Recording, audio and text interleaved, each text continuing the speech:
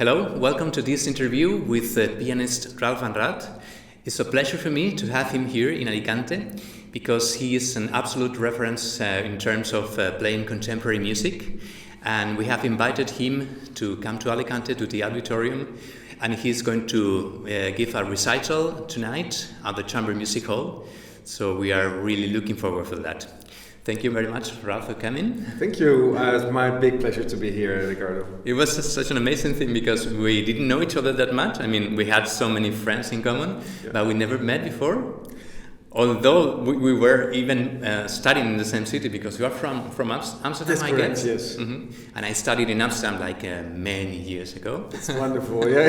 Unbelievable. Yeah, it was unbelievable because we didn't know about the story of each other. Yeah. Exactly, and no, it was so wonderful to meet you because I know your recordings on YouTube, wonderful videos and all the things you do for contemporary music, and I think we are very similar in our in many of our ideas. In so many things, it's actually true. Yeah, so it's such a pleasure to meet you and to be here, and and also be actually at a place where you made so many great recordings. Thank you so much. Yeah, it's a beautiful hall. So maybe I would like to begin this interview by asking you about your relation with contemporary music. How did it all begin?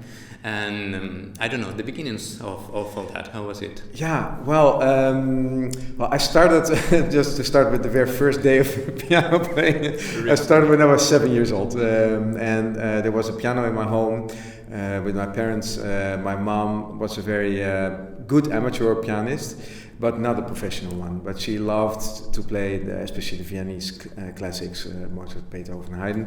And my father, she worked actually at a broadcasting company. My father, he used to work for the bank, for a Dutch bank, but he was a very good amateur singer and electric guitar player. So he used to have a band when he was young. And play a lot of cover songs and all those kind of things. He loves a lot of music: Eric Clapton, Dire Straits, Pink Floyd. This is all a lot of pop music, but also Mahler and Bruckner and a lot of music. So I always heard a lot of music, and my parents always took me to concerts to listen, to get to know a lot of music. And it seems I don't remember this myself, but that I was already improvising on the piano before I was 7, but I cannot remember it. But it was rather annoying for my parents, so they said, "Can you please start lessons and start to play something decent?" Do you have any recordings of that? Honestly, I don't. I would be curious because I really cannot remember doing that. But they said I was just fiddling around on the piano, so they said, "Please have lessons." So I did that, and I really liked piano playing, but I practiced like every day quite a lot, but I never thought of being a professional musician. In fact, when sometimes I had a public performance for my teacher, like how do you call it, this presentation concert, then some people said, "Have you ever thought of conservatory?" I would say, "No, never," and I will not do it. Also because I thought conservatory, the name conservative in the name. Yeah, it sounds bad. Yeah, it sounds bad. Yeah, so I was not. I was not drawn to that world. I wanted to do really other things. Until I have to say, I was about 11 years old, and then I don't know why, but my father has a lot of CDs, and I checked his CD collection, and I remember a CD with a GRP record label, GRP collection, a sampler of all kinds of jazz music and jazz fusion. And I thought, oh, why not listen to it? And I was bored or so, and I put it in a CD player. And one of the tracks was by Chick Corea, acoustic band. And that was, of course, jazz, but I never really heard jazz so much because my parents were into a lot of music, but not jazz. So I was flabbergasted what I heard in terms of music, the rhythmical changes, the harmonic things. I never heard piano playing in such a way, and that completely sparked something in me that was totally new, especially jazz. At that time I was 11 years old. So I became a sort of fan of Chick Corea. We corresponded a lot, and we met each other, and through him I started to listen to his free jazz things, which were of course all atonal, and that set me, that was all within a very short time, within a year or so, and it set me thinking a lot of what is this music I don't understand, this atonal music. Wow. Yeah. So you came into that through jazz? Through jazz, actually. Yes, exactly. Yeah, I was playing. I was playing actually normal things like Mozart and for my piano lessons, and I liked it, but it was not that it completely grabbed me at that time.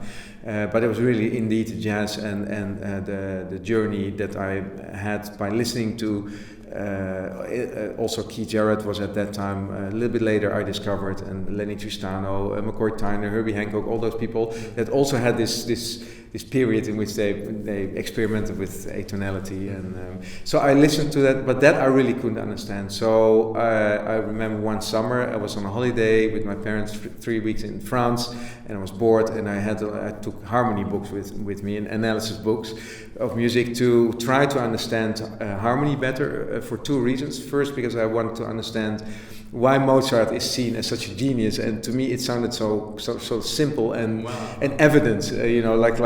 Of course this harmony is followed by that. I mean, it sounded so normal to me, and I really want to understand why is he such a genius, and also I want to understand what are these jazz people doing, when they make this strange music.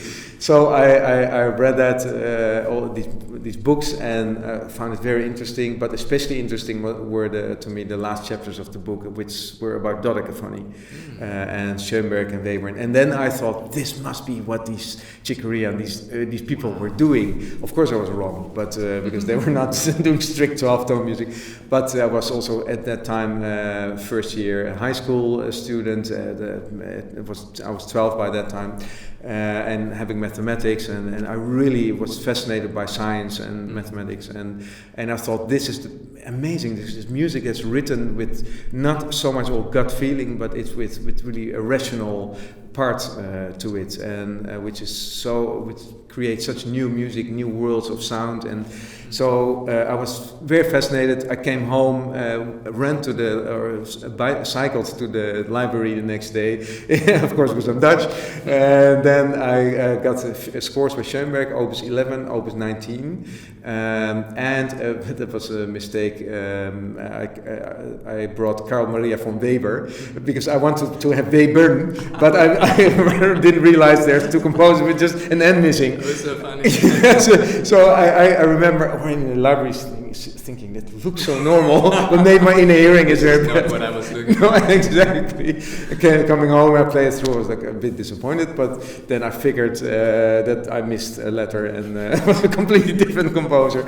Anyway, so it was Webern. But Schoenberg, I will never forget that moment. I started Opus 19, the 6 little piano pieces, put it on the piano, and I already saw all the rests and all the strange rhythmical elements to it that I was not used to.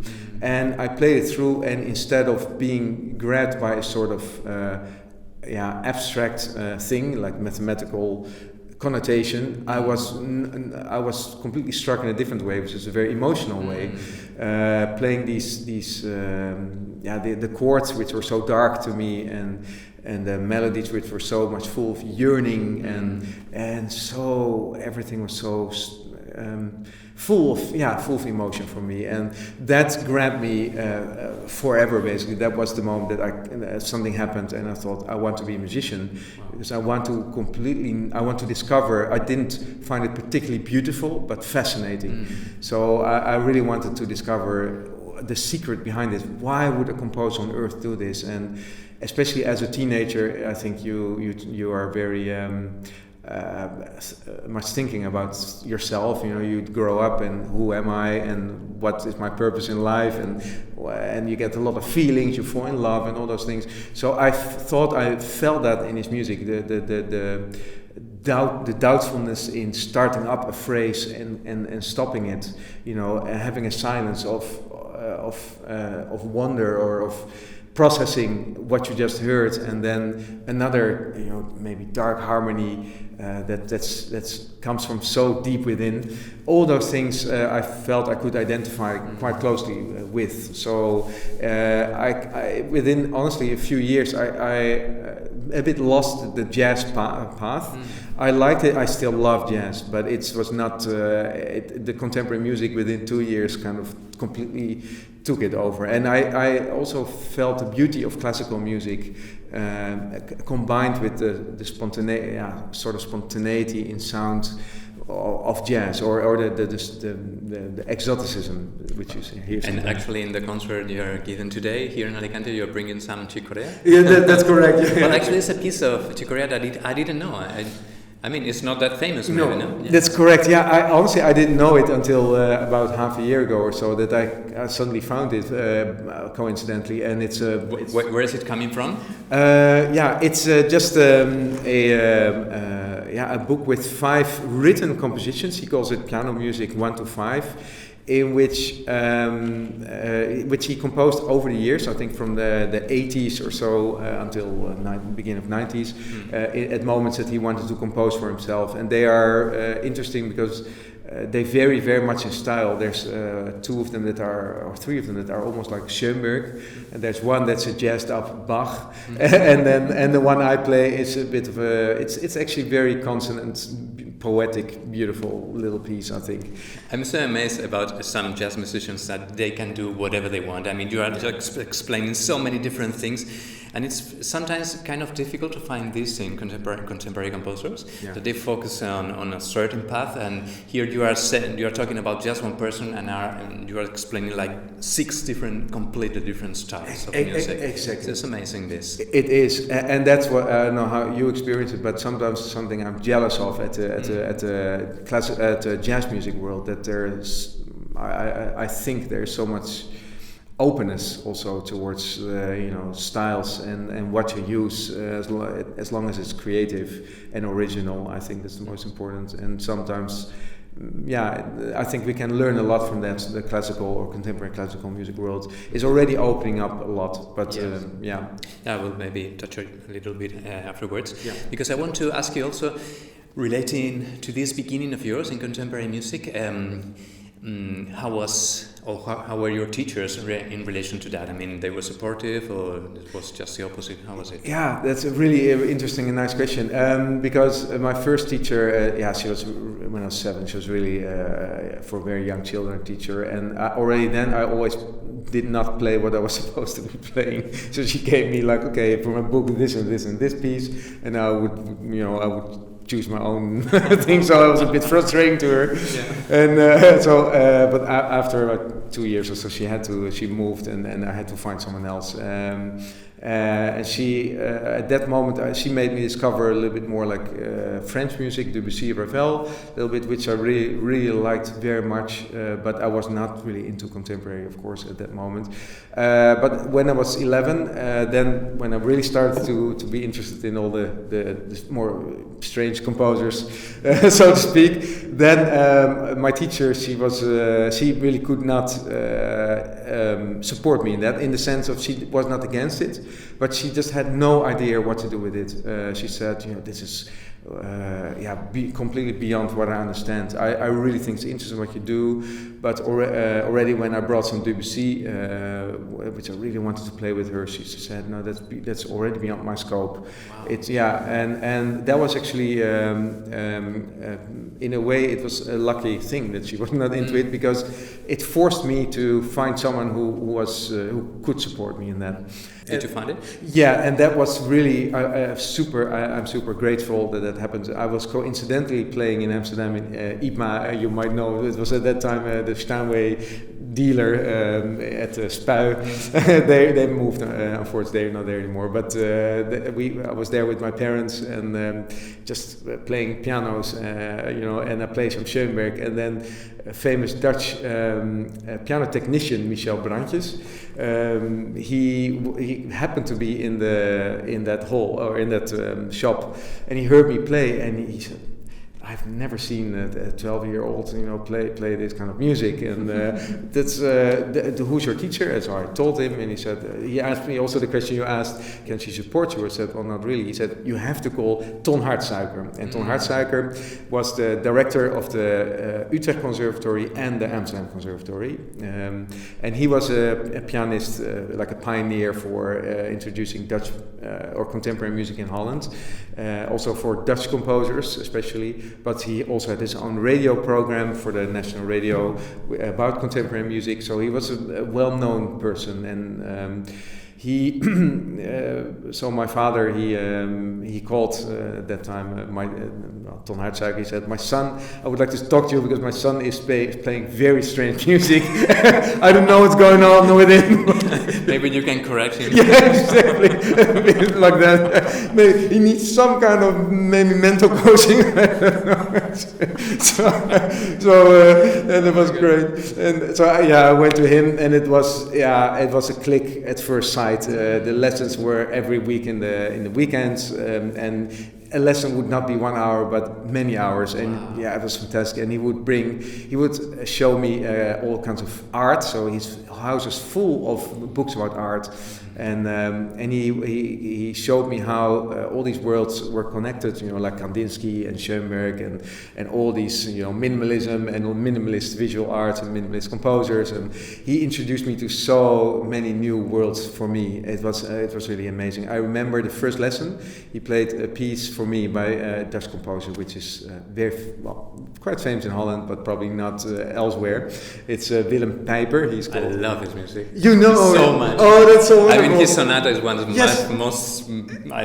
It's a beautiful piece of music. Oh, that's so nice to hear. Yes, I really love it. Yeah, it's beautiful, isn't it? It's a fantastic composer for sure. I agree. It's fantastic, and he played that for me, and I never heard anything similar because. I knew Schoenberg, Berg, Weber, the second Viennese school, and a bit of Stockhausen, but that's all quite modern. And Willem Pijper is also modern, but still quite it's bitonal, polytonal, and of course so it's still accessible, and it came very close to the music to me at that time that I heard. It's jazz in style too. Exactly, yes. It's super jazzy, and that was so interesting. So I could not imagine. I did not even know what time period this was. I thought maybe it is a jazz musician who wrote this, and he said no. He said that's Willem Pijper from 1926 or something. I was like, what? That's it's 80 years old, or I don't know, a bit earlier, but at that time a bit less old, but like 70 years old or something. I could not believe it. And he said yes, and he lived like 10 kilometers away from where you live in Blaricum. Wow. And that's so amazing. And then I knew I'm in the right place here. This is fantastic. Wow. And then you had a chance to study with him, and he introduced you maybe some different composers. Yes. What was the beginning of the composers that you liked? Oh yeah.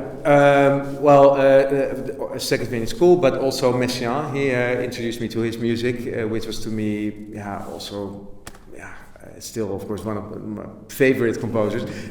Charles Ives was another one that he introduced. Honestly, you've played the Concorde. I've seen that around. Yes, that's right. Yes, and it was interesting because Ives, he's now probably same for you, one of the my favorite composers. But at that time, honestly, when I started, it was the 3-page sonata, and my teacher said you have to play this, and I started practicing, and at first I thought. This composer, I mean, what? So crazy. So crazy, and I wasn't sure if I would really like it, but of course, he's my teacher, and I sort of had to. So, but if you play it, especially, then you start to understand it better, and the love for that music also grew very quickly, and it's now it's. Of course, one of my top, favorite composers. So Ton really introduced me to a lot of composers. John Adams, a lot of composers. So I was so happy to be meeting him, and he also introduced me to Dutch living composers. So he said you have to go to Guus Janssen, for example, or Louis Andriessen, or you have to go there and play for them because it's good for you and work with composers. And so at quite relatively young age, I was. How old were you at the time? 15, 16. Wow, so that's very young.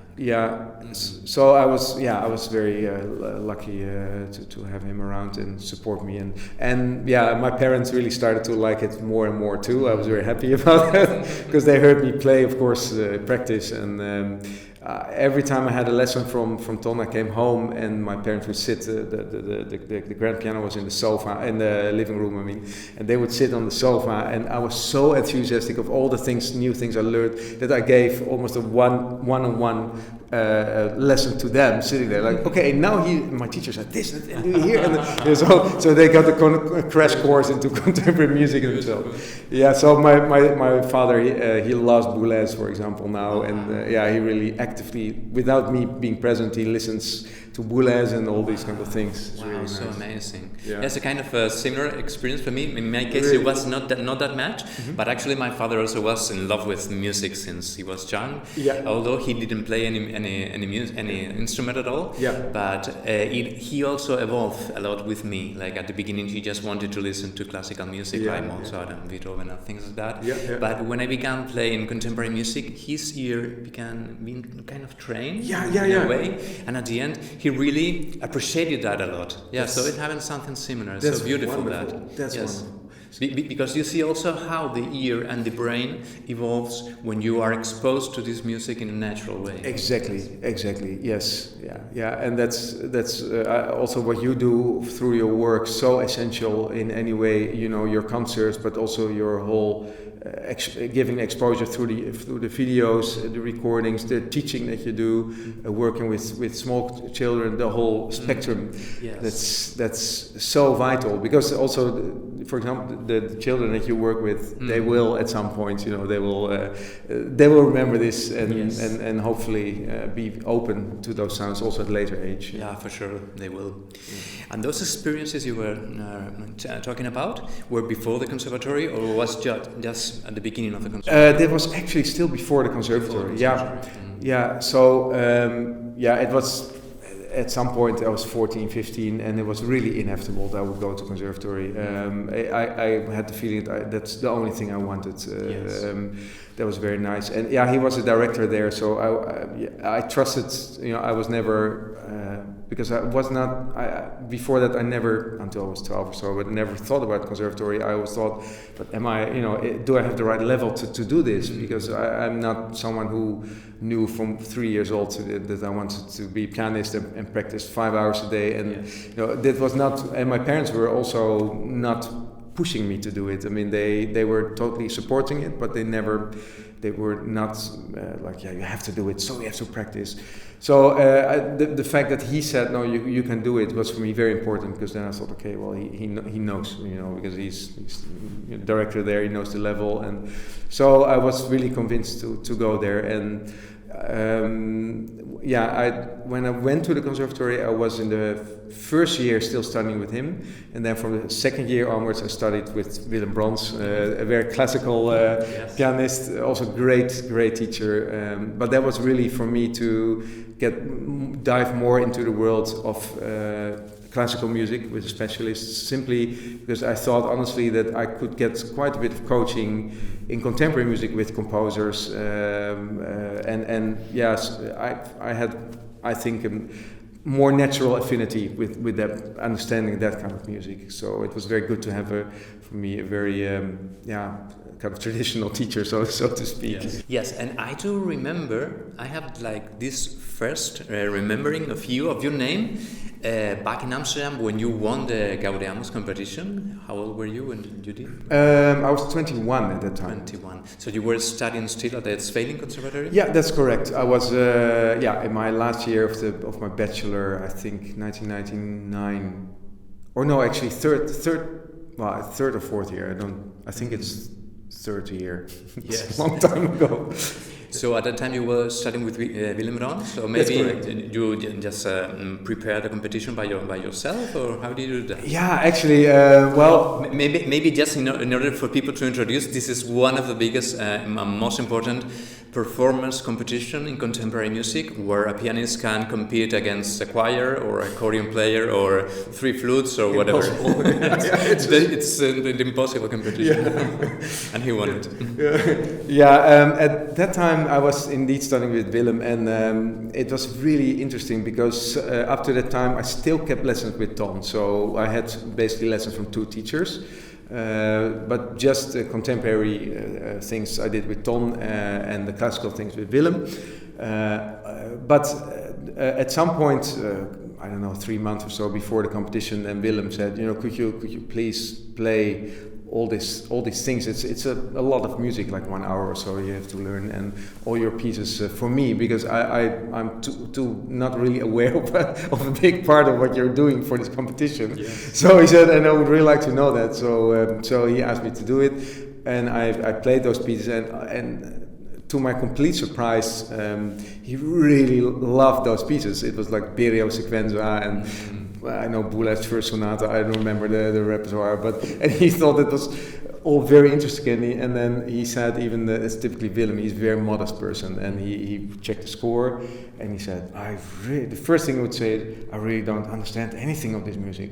But he said, just one thing, why do you do this? Why do you do that? And then he had this whole list of things, which were very good. Fantastic. And so I learned a lot from him also in contemporary music, and especially because he viewed contemporary music. Later on, I would actually very often also play these things for him, because of this experience of his insight, because he really approached it from such a classical point of view, and just about polyphony, tension, legato playing, or whatever kind of you want kind of sound.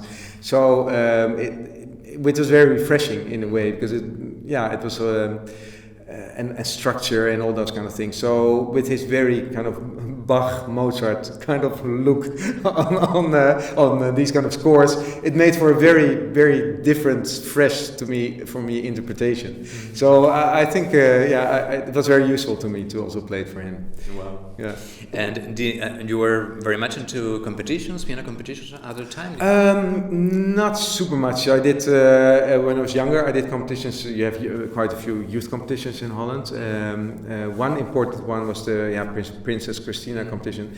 That was important because that was the first time I played contemporary music for in an official place with a lot of people, because I was it was at the finals of this competition. It's a national competition for up to, at that time, up to 18. And then I played I played some Debussy preludes and a beautiful Dutch contemporary piece by Hans van Sweden, not very well known.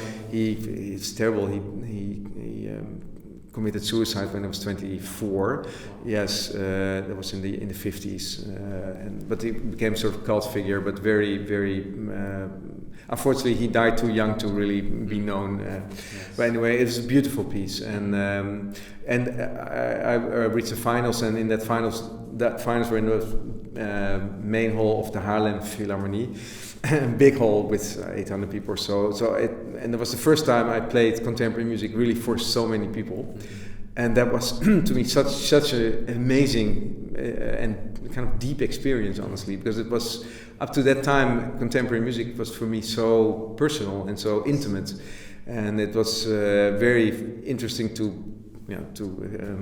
expose myself with that, and people reacted so warmly to that, to the whole, and that really stimulated me to continue also with my path. But otherwise, honestly, after Gaudiamus competition, I was happy that I got a lot of invitations for playing, and then even though I wanted to do some more competitions, but just time-wise it didn't really work out, and so I didn't really do more after that time. Mm-hmm. And you did dedicate yourself a lot to contemporary music, mainly to contemporary music, or you're mixing with other repertoires? How do you do that? It depends a bit on stage. What I like best is mixing. Generally, I would say my repertoire is it's what I focus on is, let's say, it's of course totally random dates, but let's say from 1880s to now. Mm-hmm. So I really like Fin de siècle repertoire, the Bartók, even Gershwin, and the whole, Debussy, of course, Ravel, and the whole thing, Scriabin, all those composers. It's the most exciting time if I would look back in history, honestly. I feel the same. Really, yeah, I can totally imagine. I think we are very similar in that sense. It's unbelievable, the amount of styles. Yeah, and so advanced. I mean, you are playing today Sarkaz by Prokofiev, which is so advanced for the time. I mean, it's amazing. Unbelievable, yes. So I really like that period, and also whatever has led to it. Late Beethoven I like, of course. The late Liszt I like, which always already going, looking forward to the developments of later. But what I really like to do to play classical music that is somehow has something to do with the later developments. So I would not quickly play just a Brahms because it's beautiful. Because I feel it's beautiful music, but I don't know how much I have to add to that, to the many musicians that already perform this. I think it's really, really interesting to see, how you can maybe through more classical music, but introduce people to contemporary music. Yes. But my main focus, I would say, is certainly 20th century and 21st century. Yeah. Yes, I have seen maybe a little, I don't know if it's a shift in your perspective around contemporary music, but you will tell me, maybe it is not, maybe it's always been the case, but like your programs, like the program you are presenting today in Alicante, it's not so frequent. You're playing this kind of music that most people in contemporary music sometimes even would reject, which is something that I'm kind of angry about it, because I think that openness in contemporary music is something very, very essential, and if we don't have it, then we go, I think, in the wrong direction. And I would like to have like your perspective on all those things, like for instance in consonance in contemporary music, in minimalism. I don't know, whatever you want to talk about it. That's a good one. It seems to be rather strange indeed. I think you're also we're one of the exceptions, I feel. Or well, maybe it's getting more and more, it happens that people do it, but still, for contemporary terms, yes, I think we're both very open. And were you always that open? No, I have to admit that when I was at conservatory and I didn't start, but when I heard so many people play the same things, coming through all the practice rooms. Yes, I remember that. Really? Yeah, exactly. I got a little bit anti-tonality in the 20th century myself. So I was I became very hardcore. It has to be atonal. You have to break with all this tradition. There was just a reaction I had to hearing so many and seeing all of these pianists playing the same things over and over again. So that was a little bit, I have to say I was a little bit narrow-minded at that time. So couldn't be modern enough, so to speak. And what happened? How did you open it? Over time? Yeah, that was it was actually also in 1999, the same year that I did the Gaudiamus competition. Then I also went to Darmstadt in the famous course in Germany, which came to be after the Second World War, and like all the great composers, Berio and Boulez, they all went there. It still exists, and I went there, and I want to know everything about developments of today, and honestly, what happened there, I loved the time there. I thought it was very, very interesting. But having 3 concerts a day with with very experimental music for 3 weeks was rather confronting, I have to say. And that was, I found it, I started to have questions about aesthetics and also the experience of it myself, that to what extent could I relate to it at some point, having only that music. And that was for me a moment of a little bit of crisis when I came home, because I thought,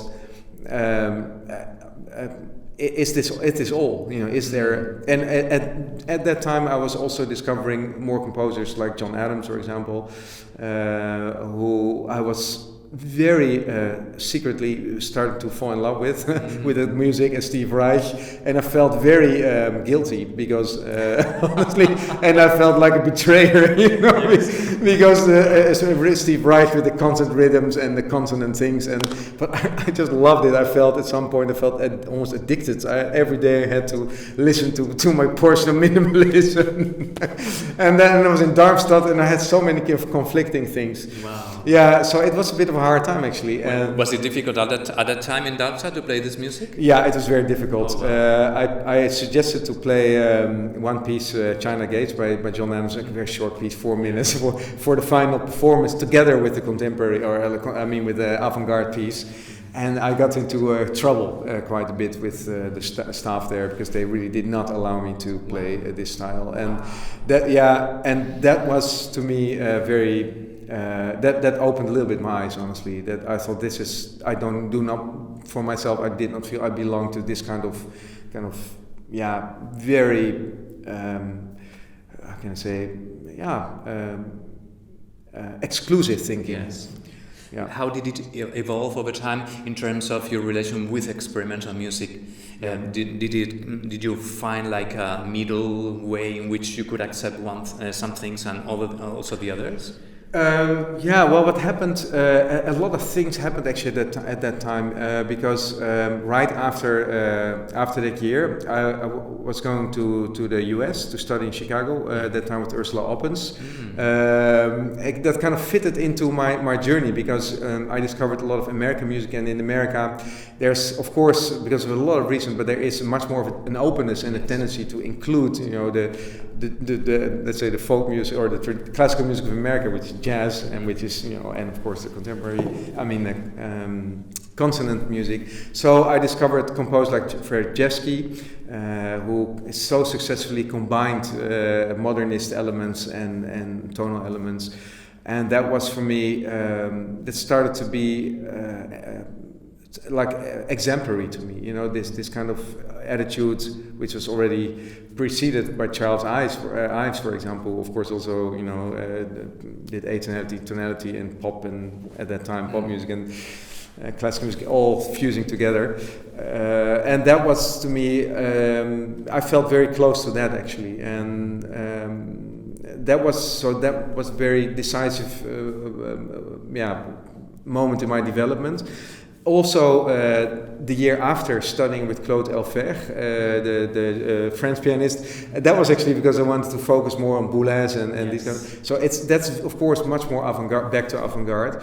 But the reason I wanted to study with him because I had a lesson with him. He was in the jury of the Gaudiamus competition, so I got to know him, and he has a very classical approach as well to the contemporary modernist composers. So what I found so interesting that he would analyze Boulez sonata or even Xenakis piece with a first theme, a second theme, like as if we were talking about some very classical piece. And if I would work with him, just like with my teacher Willem Brons, he would focus on very classical elements like tension, and like it was not at all about let's say, oh, you're a quarter of a second too late or whatever, or you know, this kind of and a very musical approach. And so for me, what I learned from that, hopefully, is or at least what I tried to do since then, is with avant-garde music. If I play that, which is not anymore, honestly, such a big part of my repertoire, but now and then I still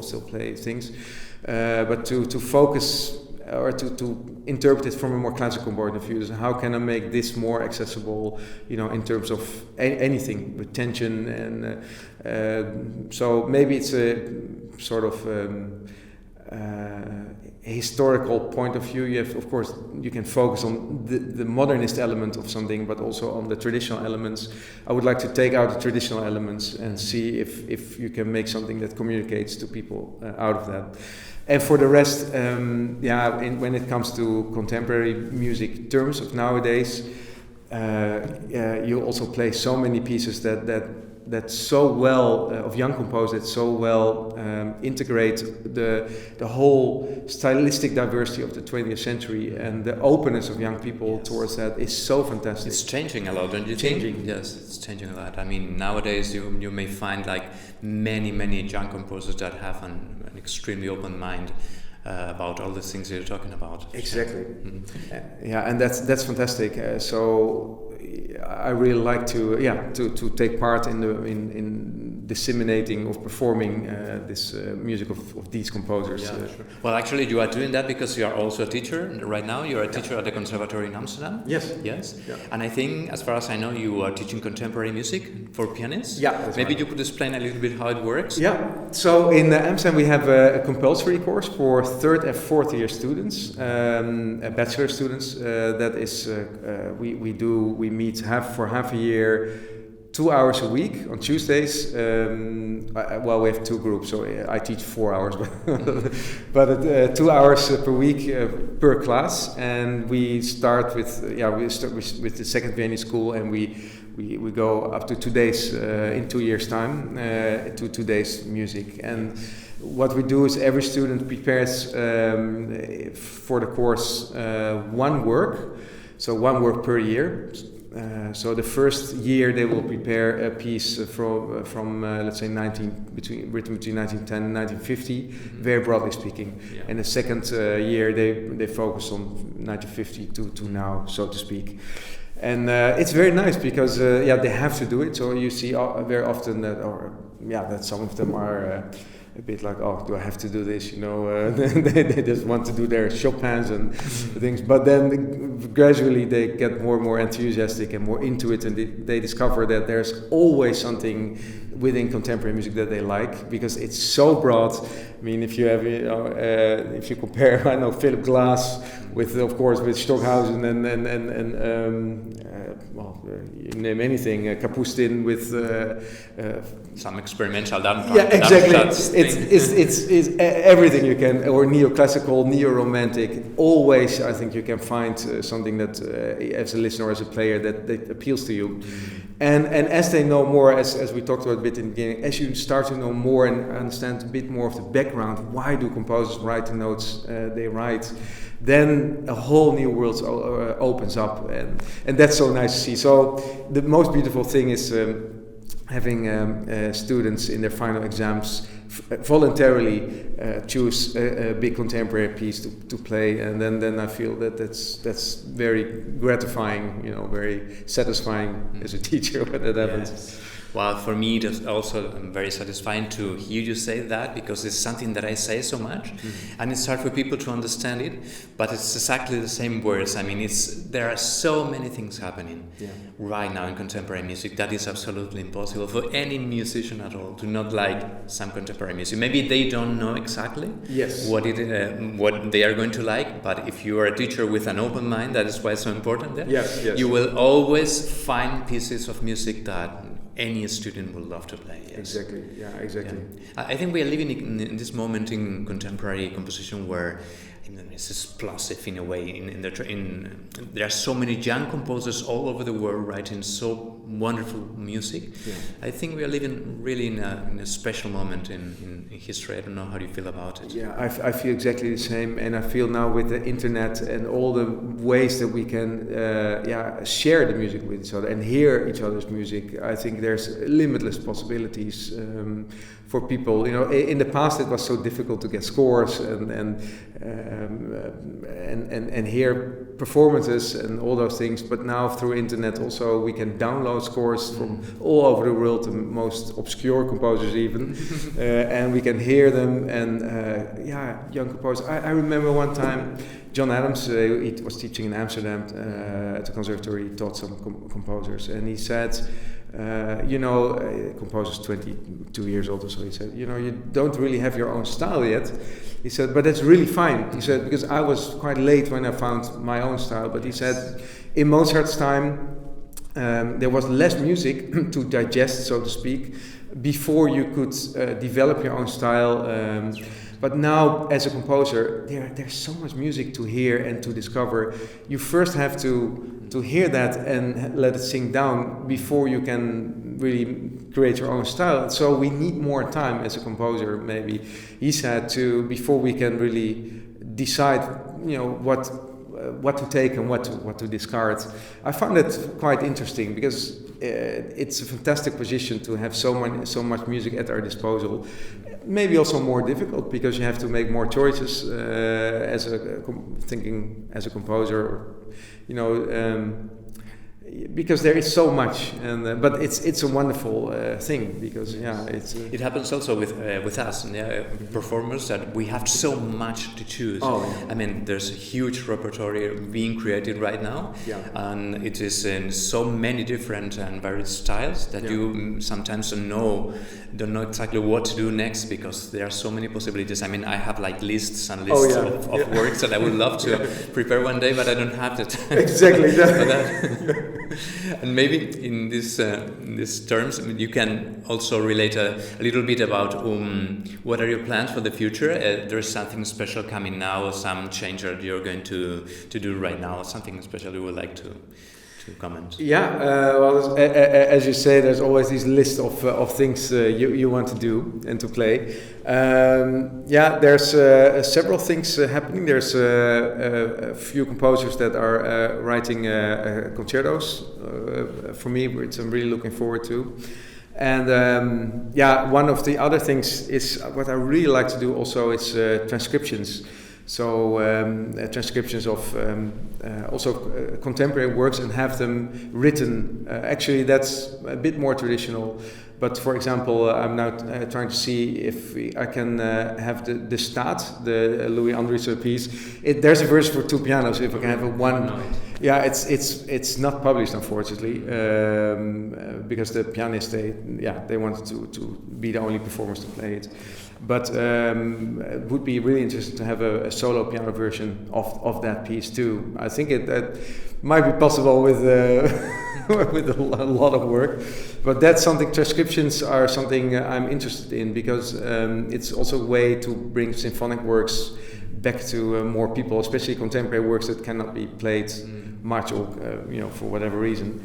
So that's something, but and always giving commissions to composers. That's always happening.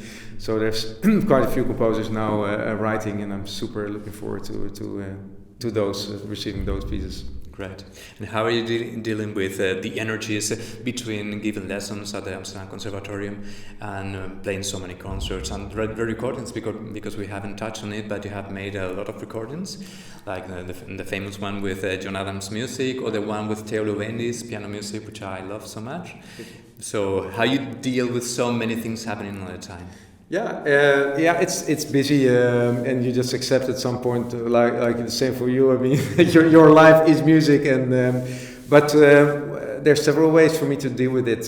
First, the diversity of all these things, I think they are very refreshing. So, for example, with teaching, if you have been teaching for one day, then I feel very much like practicing the next day. And sometimes if you practice like days in a row, like many hours, you're very happy to go out of the house and do some teaching. So I think that's a nice balance.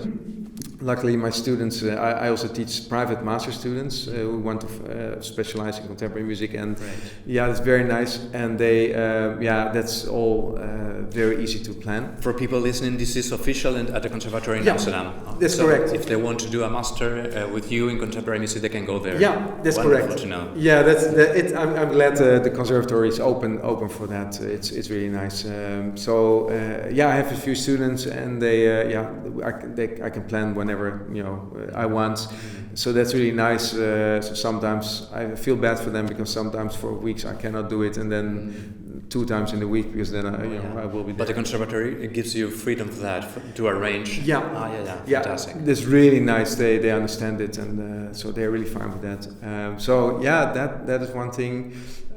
So I like this diversity, and also it's also important to do something, I think, to completely relax and do something else.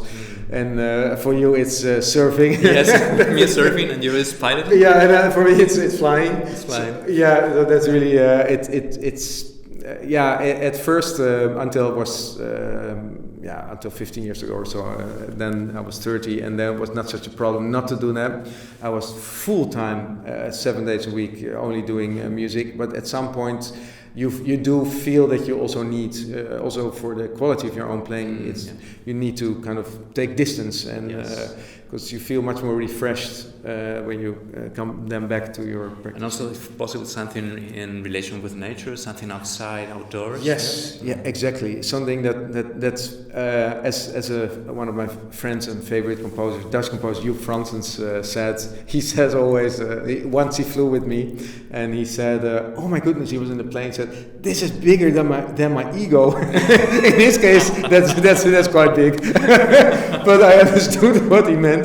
It's something that kind of overwhelms you, and it makes you put things into perspective. Your daily worries and your daily things in perspective. When you're in nature will conquer you. You know, and it's overwhelming, and it's and the water and the ocean, the sea. It's too big. It devours you and your attention. You have to only deal with that, you know. Yes. And your mind just goes outside of anything but just being there, being present there, exactly, surrounded by water or nature or whatever. Yes, it is very important for musicians. Yes, I think the same. Yeah. So thank you so much for this beautiful interview. It's been a real pleasure talking to you a little bit, and I'm sure in the future we will find another time to repeat this experience, maybe in Amsterdam or I don't know where. Yes, that would be wonderful. Yes. Yeah. And thank you so much. So nice to talk to you, and thank you again for inviting me over here. It's wonderful to me. A real pleasure, and we are waiting for this concert that you're giving today. I'm sure it's going to be a huge success, and I wish you the best. Thank you very much. Looking forward. Thank you.